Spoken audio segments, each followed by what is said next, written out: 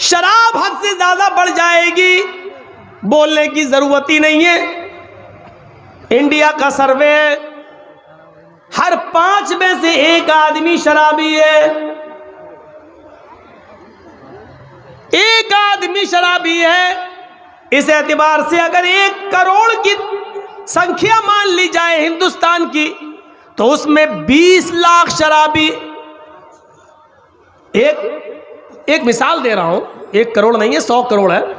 अगर 1 करोड़ की तादाद मान ली जाए हिंदुस्तान की, तो उसमें 20 लाख शराबी हैं। 100 करोड़ की तादाद मान ली जाए हिंदुस्तान की, तो उसमें 20 करोड़ शराबी हैं। और 20 करोड़ शराबी में 10 करोड़ सिर्फ मुसलमान ही मुसलमान हैं, और बकिया 10 करोड़ के अंदर हिंदू, सिख, जैनी, क्रिश्चियन, यहूदी, बुद्धिस्ट, जैनी, ये सारी कौमें मिलाओ तो 10 करोड़। आधे सिर्फ मुसलमान हैं और आधे में सारी कौमें शामिल हैं। ये इंडिया का सर्वे कह रहा है। जिस मजहब के गाइड ने, रहबर ने, रहनुमा ने, मोहम्मद रसूलुल्लाह सल्लल्लाहु अलैहि वसल्लम ने जिस शराब को जितना ज्यादा हराम करार दिया है, आज उसी कौम के उसी नबी के मानने वाले आज उसके दिलदादा बने बैठे हैं। आज उसको पानी की तरह, पेप्सी और थम्सअप की तरह पी रहे हैं और फख्र कर रहे हैं। शराब नोशी इनके अंदर हद से ज्यादा बढ़ चुकी है। शराब पी घर घर में आते हैं तो अपनी माँ को माँ नहीं, बहन को बहन नहीं और बेटी को बेटी नहीं समझ रहे हैं। माशाल्लाह, ये 5000 रुपये, हाँ 5000 रुपये हबीबुर रहमान साहब ने दिए हैं। अल्लाह ताला इनको जज़ाए खैर अता फरमाए। तो मेरे भाइयों सुनिए, ये अंदाजा लगा सकते हैं आप, आज ये शराब नोशी हमारे मुस्लिम मुआशरे के लिए वबाले जान बनी हुई है। बहुभाषिता, वो मुस्तकबिल की बातें बताएंगे। वह यकसूरत जिना, जिना की कसरत होगी, हो ही गई है। जिना के असबाब इतने पैदा हो चुके हैं कि जिसके ऊपर हम जितना भी मातम करें कम है। 10-10 और 12-12 साल की लड़कियां मोबाइल इस्तेमाल कर रही हैं। अब तो ऑनलाइन पढ़ाई के नाम पर बड़ी आसानी से उनके माँ बाप भी दे देते हैं। मोबाइल का इस्तेमाल वो इस 1 साल के लॉकडाउन में इतना सीख गई हैं, इतना सीख गई हैं कि उनको जो जियो की तरफ से और एयरटेल की तरफ से मिलने वाली 1 GB 1.5 GB उनको पूरे दिन इस्तेमाल करना है।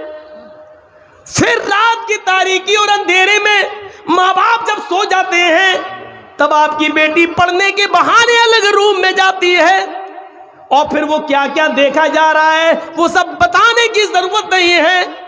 आज सूरत हाल ये हो चुकी है कि महाराष्ट्र के नागपुर के अंदर बाकायदा ये मीटिंगें हो चुकी हैं कि किस तरीके से मुसलमानों की लड़कियों को अपने घर की बहू बनाया जाए।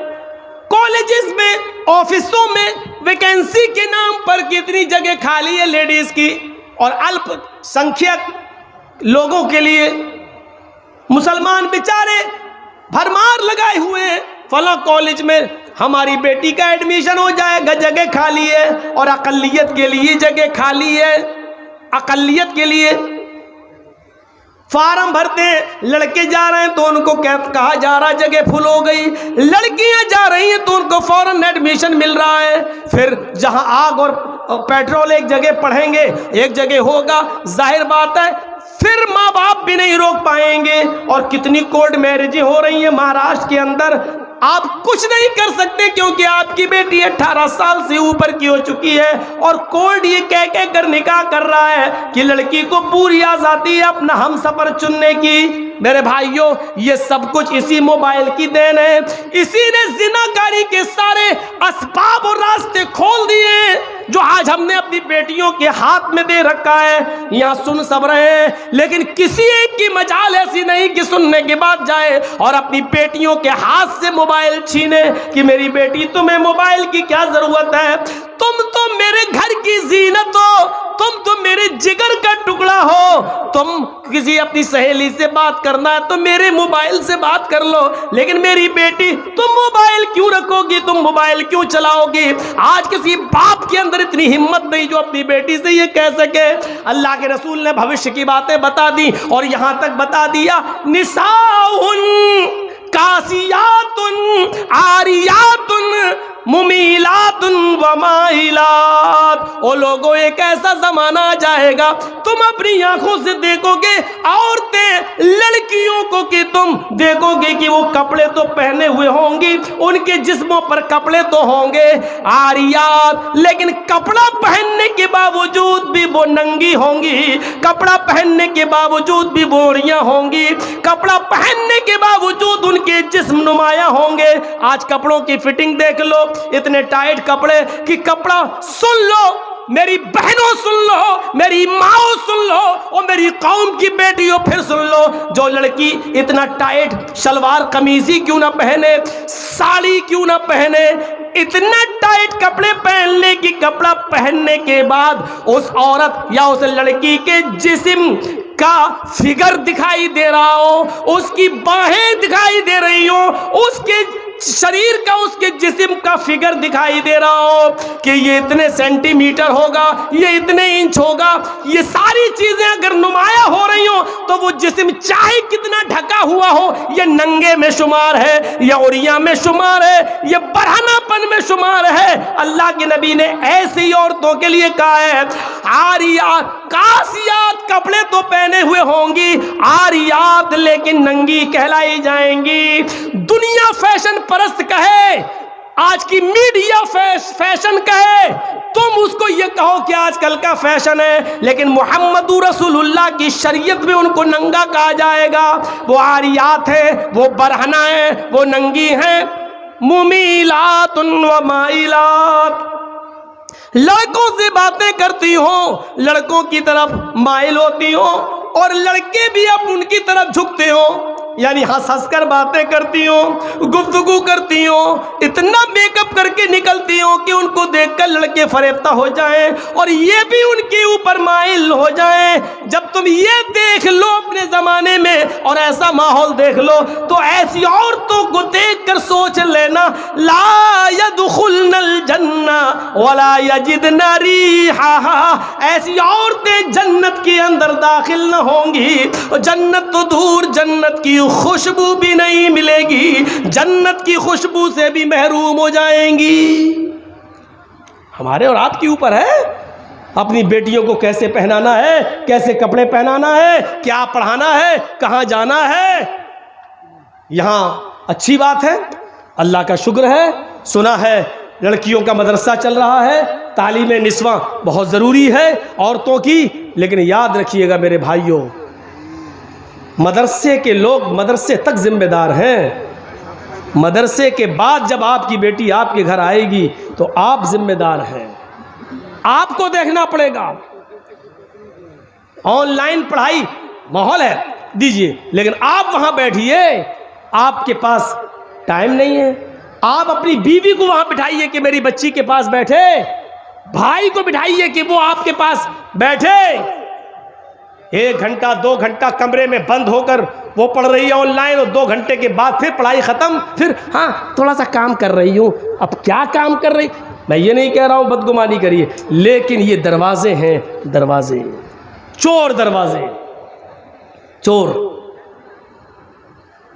सर्दियों के दिन का तो लड़कियां दुआ मांगती है, अल्लाह सर क्यों अच्छा मौका होता है, लिहाफ अंदर डाल डाल के व्हाट्सएप चलाती हूँ, कौन देख रहा है, सर्दी है, हमारी बेटी सो रही है और पता चला कि अंदर मोबाइल चल रहा, व्हाट्सएप चल रहा है, गुफ्तगू चल रही है। इन चीज़ों ने दरवाजे खोले। आपको मालूम है हजरत मरियम की किफालत कर रहे थे हजरत ज़करिया, और जब मरियम के पास मेहराब के अंदर, मस्जिद के अंदर बेमौसम फल आ गए। बेमौसम फल का मतलब समझ रहे, सेब का मौसम नहीं सेब देखा, केले का मौसम नहीं केला देखा, किसने, हजरत ज़करिया ने। सूरह मरियम पढ़िए मेरे भाइयों, जैसे ही हजरत ज़करिया ने मरियम के पास बेमौसम फल देखे, ये वही मरियम है जो इतनी पाक दामन है कि जिनको उनके किसी शौहर ने, किसी मर्द ने नहीं छुआ। अल्लाह ने इसी मरियम से ईसा को पैदा किया। ये वो मरियम है जिनकी पाक दामनी का ऐलान अर्श वाले ने, अल्लाह ने किया है। ये मरियम है जिनकी पाक दामनी का ऐलान अल्लाह ने किया।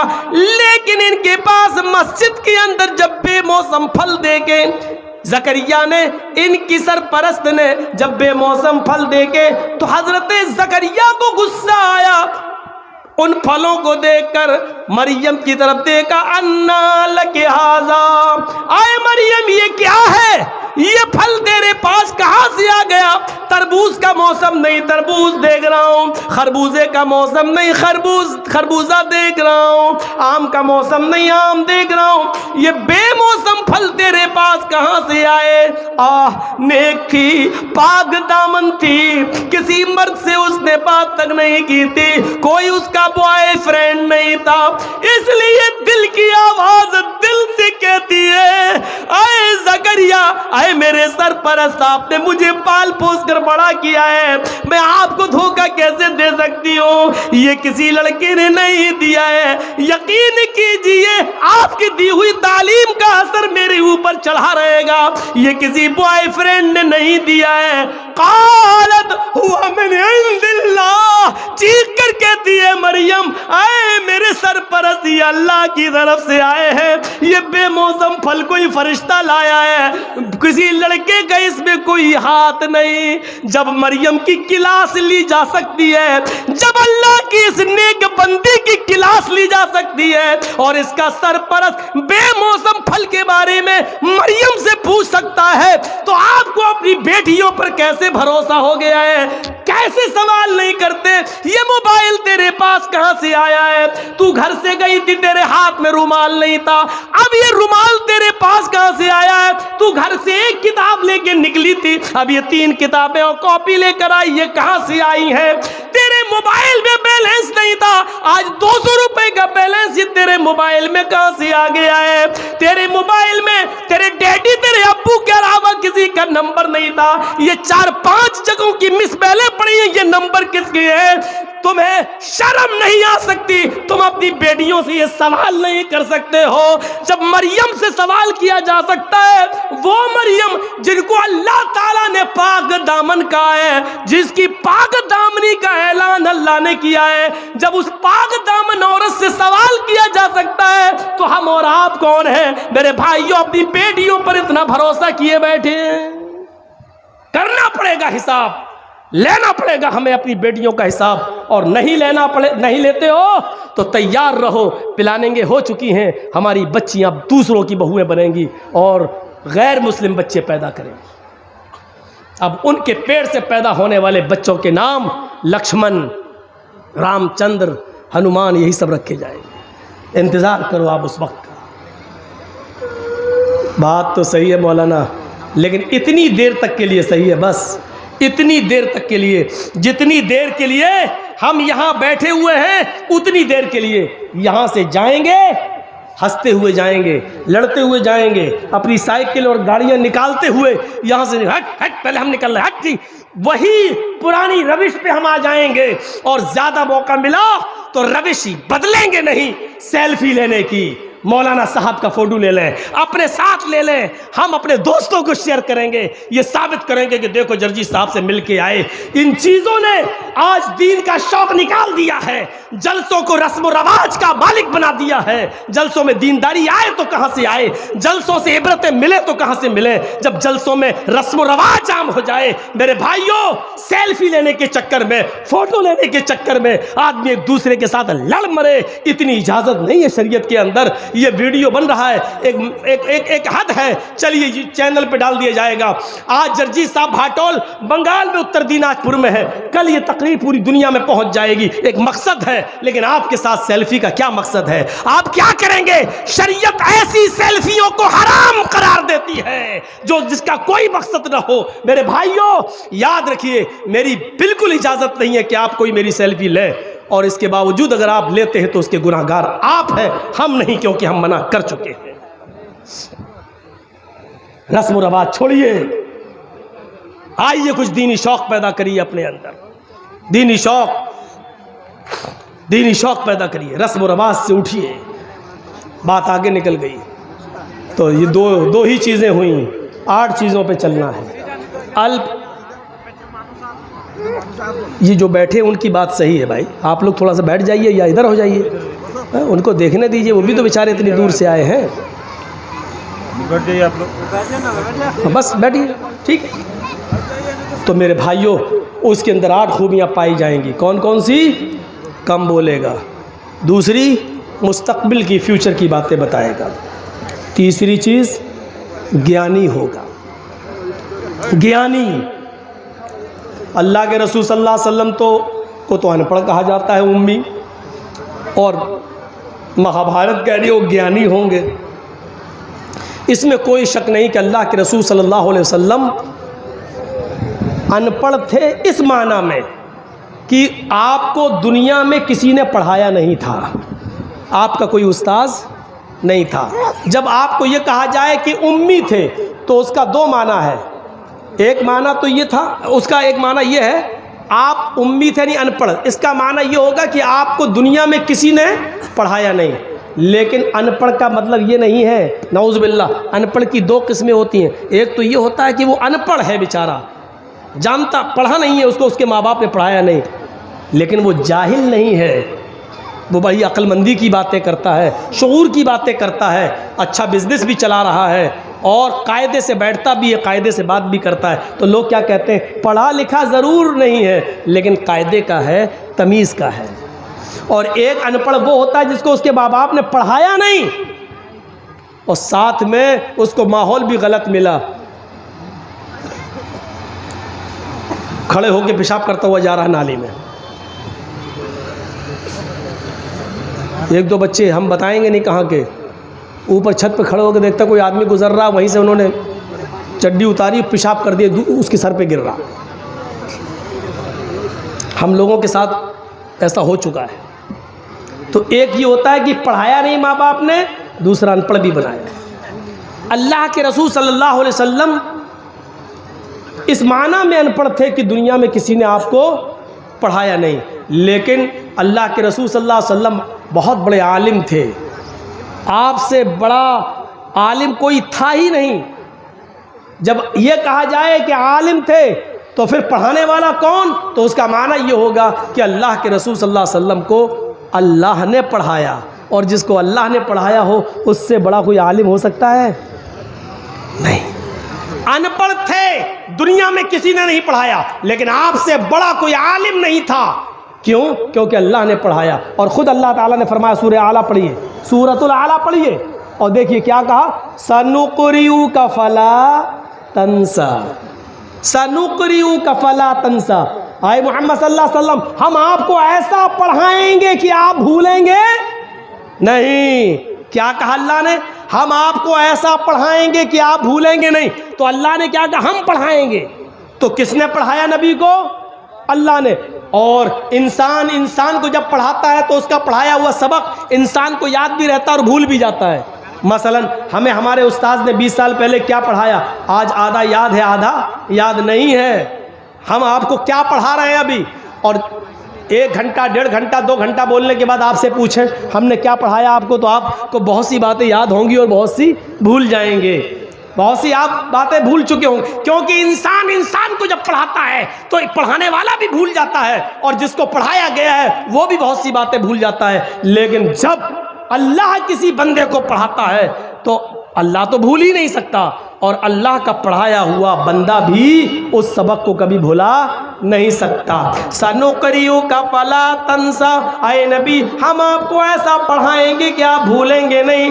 अल्लाह के नबी को जब अनपढ़ कहा जाए तो इसका मतलब ये हुआ कि किसी इंसान ने नबी को नहीं पढ़ाया। लेकिन जब ये कहा जाए कि अल्लाह के नबी से बड़ा कोई आलिम नहीं, तो इसका मतलब ये है कि अल्लाह के नबी को अल्लाह ताला ने पढ़ाया, और जिसको अल्लाह पढ़ाए उससे बड़ा ज्ञानी कोई हो सकता है? नहीं। तो अल्लाह के रसूल को क्या कहा गया? तीसरी सिफत कि वो बहुत बड़े ज्ञानी होंगे। क्यों ज्ञानी होंगे? क्योंकि जिसको उसका रब पढ़ाए उससे बड़ा ज्ञान किसके पास हो सकता है?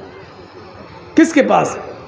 और आज देख लीजिए मेडिकल साइंस भी आज मोहताज है मोहम्मद रसूलुल्लाह की तालीम के। ये 1400 साल पहले बताया था ना, मिसवाक करो। आज मेडिकल साइंस बतला रही है कोलगेट करने के नुकसान क्या है और नीम की या पीपल की मिसवाक करने के फ़ायदे क्या हैं। आज मेडिकल साइंस बतला रही है।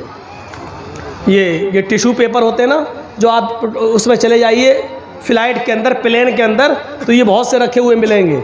और उनके टॉयलेट में चले जाइए तो यही सब मिलेंगे आपको। उठाइए और लैट्रिन करने के बाद पोंछ के वहीं फेंक दीजिए। ज़माना कल तक हंस रहा था। अल्लाह के रसूल सल्लल्लाहु अलैहि वसल्लम ने कहा था कि जब तुम इस्तंजा करने जाओ तो मिट्टी के 3 ढेले इस्तेमाल कर लो, 3 से कम ढेले इस्तेमाल नहीं होना चाहिए। मिट्टी के ढेलों पर हंसते थे लोग। क्या मोहम्मद साहब ने मिट्टी के ढेले अरे पानी नहीं था, मिट्टी के ढेले बता रहे हैं। आज उसी मेडिकल साइंस ने ये बता दिया कि मिट्टी के ढेले जरासीम को, कीड़ों को, गंदे कीड़ों को और ख़तरनाक कीड़ों को मारने में ज़्यादा सलाहियत रखते हैं और गंदगी को जज़्ब करने की ज़्यादा सलाहियत रखते हैं। आप देख लीजिए, बहुत से बर्तनों को जब आप साफ़ करें, सर्फ से साफ़ करने के बाद, रिन साबुन से साफ़ करने के बाद भी चिकनाहट बाकी रह जाती है, तो फिर उसको मिट्टी लाकर साफ़ किया जाता है और मिट्टी से उस चिकनाहट को दूर किया जाता है, क्योंकि मिट्टी के अंदर जरासीम को मारने की ज़्यादा सलाहियत मौजूद है। आज की मेडिकल साइंस ने इसको बता दिया। मोहम्मद रसूलुल्लाह सल्लल्लाहु अलैहि वसल्लम से बढ़कर कोई ज्ञानी होगा? मेडिकल साइंस बता रही है। नाक में पानी डालो वुज़ू बनाते वक्त, चढ़ाओ। जब रोज़े से हो तो ज़्यादा मत खींचो, हलक में चला जाएगा, और जब रोज़े से ना हो तो खींचो। आज मेडिकल साइंस बताती, बाबा रामदेव पूछो क्या, हाँ जुकाम जिसको हो गया हो, यहाँ से पानी डालो, यहाँ से निकालो, यहाँ से डालो, यहाँ से निकालो। आज बता रहे 1400 साल पहले मोहम्मद रसूलुल्लाह सल्लल्लाहु अलैहि वसल्लम ने बता दिया। और बाबा रामदेव तो वो बताता है कि जिसकी नाक में निकलती और निकल जाए, ओम विलोम करो, ऐसे करो, पहले ही पकड़ो, खींचो अंदर, अब ये पकड़ लो और फिर बाहर निकालो, जिसकी ना निकलती हो बाहर आ जाए। अल्लाह के रसूल ने मुस्तकिल इलाज बताया, ज्ञानी थे। तीसरी चीज़ हो गई, वो ज्ञानी होंगे। और चौथी चीज़, श्रुतु ज्ञानी होंगे। अल्लाह के नबी ये बातें अपनी तरफ से नहीं कहेंगे। श्रुतु ज्ञानी, श्रुतु मानी सुनना, ज्ञान मानी इल्म, सुनकर इल्म, यानी अल्लाह ताला जिब्राइल को बताएगा और जिब्राइल से सुनकर मोहम्मद रसूलुल्लाह सल्लल्लाहु अलैहि वसल्लम को मालूम होगा। वही मा यंतिकु अनिल हवा इन हुवा इल्ला वह्युन यूहा, अपनी तरफ से कुछ नहीं बोलते, जो कुछ भी बोलते हैं अल्लाह की तरफ से वही आ जाने के बाद बोलते हैं। सुनकर ज्ञान होगा, अपनी तरफ से कुछ नहीं बोलेंगे। 4 चीज़ें हो गई। अब इन चारों को एक तरफ रख दो। 5वीं चीज़ पर आइए, बड़ी ज़बरदस्त है। पराक्रमी, वो बहुत बड़े बहादुर होंगे। बहादुर नबी की बहादुर उम्मत आज कहाँ है? आपने भी आंदोलन किया था ना सीए और एनआरसी पर, लेकिन देख लो क्या हुआ। एक इनको देख लो जो किसान लोग कर रहे हैं, दोनों आंदोलन। हाँ, फ़र्क इतना है कि जितना हंगामा अभी हुआ है, इतना हंगामा अगर आप लोगों ने किया होता तो गोलियां चल गई होती। और हुआ, फिरोज़ाबाद में कितनी गोलियां चली, शाहीन बाग में कितनी गोलियां चली, दिल्ली के अंदर क्या क्या हुआ, पूरा फसाद, वो सब प्लानिंग, मंसूबे सब। लेकिन आज बड़ा फूंक फूंक के कदम रखा जा रहा है, ऐसा ना हो ये हालात। इम्तियाज़ तो बढ़ता ही जाता है, आपके साथ हमारे साथ इम्तियाज़ बढ़ता जाता है, क्योंकि हम लोग मीम मुसलमान से जुड़े हुए हैं, इसलिए हमारे साथ ये सलूक तो होना ही है और होता है। लेकिन देखिए मेरे भाइयों और गौर करो, बहादुर नबी कौन होंगे? बहादुर अल्लाह के नबी सल्लल्लाहु अलैहि वसल्लम इतने बहादुर कि जब अकेले थे और लोग अबू तालिब के पास आए, कहने लगे अबू तालिब पानी हद से आगे चढ़ गया है, आपका भतीजा हमारे माबूदों को बहुत बुरा भला कहता है, अब आप अपने भतीजे को मेरे हवाले कीजिए, हम उसको मारेंगे, हम उसको कत्ल करेंगे। आपकी बात समझ में नहीं आ रही उसकी, हम लोग समझा रहे हैं फिर भी नहीं मान रहा है। मोहम्मद कहो सल्लल्लाहु अलैहि वसल्लम, आपकी भी बात नहीं मान रहा, हमारी भी बात नहीं मान रहा है। अब जहां मिलेगा हम उसको मारेंगे, नहीं तो एक मौका और दे रहा हूं, उसको समझा लो। अबू तालिब ने अपने भतीजे मोहम्मद इब्ने अब्दुल्ला को बुलाया और कहा कि बेटे, तुम्हारे बाप नहीं है, मैंने तुम्हें बेटे की तरह पाला है, अपने चचा पर इतना बोझ न डालो कि वो उठा न सके। आए मेरे भतीजे, तेरी पेशानी से, तेरे सर से अगर खून का एक कतरा गिरेगा तो तेरा चचा अबू तालिब इस दुनिया से रुखसत हो जाएगा। आए मेरे भतीजे, आज ये काफिर लोग फिर आए थे और मुझसे कह रहे थे कि आखिरी मर्तबा समझा लो, और अगर नहीं मानता है तो आप हट जाओ, जहां मिलेगा हम उसको मारेंगे। अरे मेरे भतीजे, मान जाओ, मेरे ऊपर इतना बोझ न डालो कि मैं उसको बर्दाश्त न कर सकूं। छोड़ दो इनको इनके हाल पर। आपके साथ उस वक्त कोई नहीं था अबू बकर के अलावा और आपकी बीवी खदीजा के अलावा।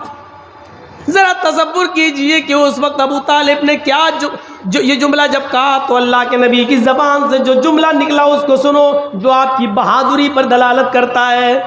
आए चचा जान, आज के बाद मैं आपके ऊपर बोझ नहीं बनूंगा। आप अपने आप को मुझसे अलग करना चाहते हैं तो कर लीजिए, लेकिन आप ये चाहते हैं कि मैं उस दावत को देना छोड़ दूं जो अल्लाह ने मेरे ऊपर फर्ज की है, जिसको पहुंचाना मुझ पर मेरी जिम्मेदारी है। रही इनकी बात, ये कहते हैं कि जहां मिलेगा तो मारेंगे।